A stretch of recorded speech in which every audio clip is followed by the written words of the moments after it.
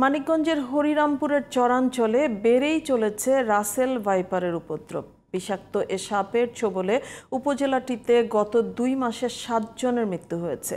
এ পরিস্থিতিতে হরিরামপুরের মানুষ, বিশেষ করে কৃষকদের মাঝে আতঙ্ক বিরাজ করছে। মানিকগঞ্জ প্রতিনিধি রিপন আনসারীর পাঠানো তথ্য ও ছবিতে বিস্তারিত জানাচ্ছেন সিরাজুম মনিরা। পদ্মা নদী বেষ্টিত মানিকগঞ্জের হরিরামপুর উপজেলার আজিমনগর, লেসরাগঞ্জ ও সুতালড়ি ইউনিয়নের দুর্গম চরাঞ্চলের প্রায় 1.5 লক্ষ মানুষের কাছে এখন আতঙ্কের নাম রাসেল ভাইপার। এই 3টি ইউনিয়নে হঠাৎ করেই দেখা দিয়েছে বিষধর এ সাপের উপদ্রব।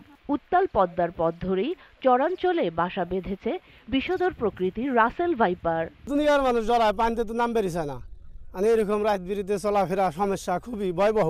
ফসলের মাঠে কাজ করতে গিয়ে সবসময় আতঙ্কে থাকতে হচ্ছে কৃষকদের।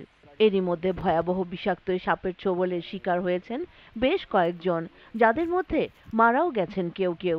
কি একটা সাপ দেখাইছে, কেউ কয় পাহাড়ি, কেউ কয় বলসাপা, মানে সাপটার পরিপূর্ণ নামই জানতে পারা যায় না, কিন্তু ওই সাপে কামড়ায় অনেক মানুষই মারা যায় আল্লাহ সরে।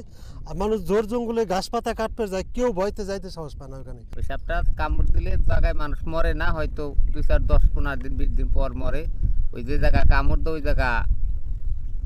শিশুদের নিয়েও আতঙ্কিত এলাকাবাসী।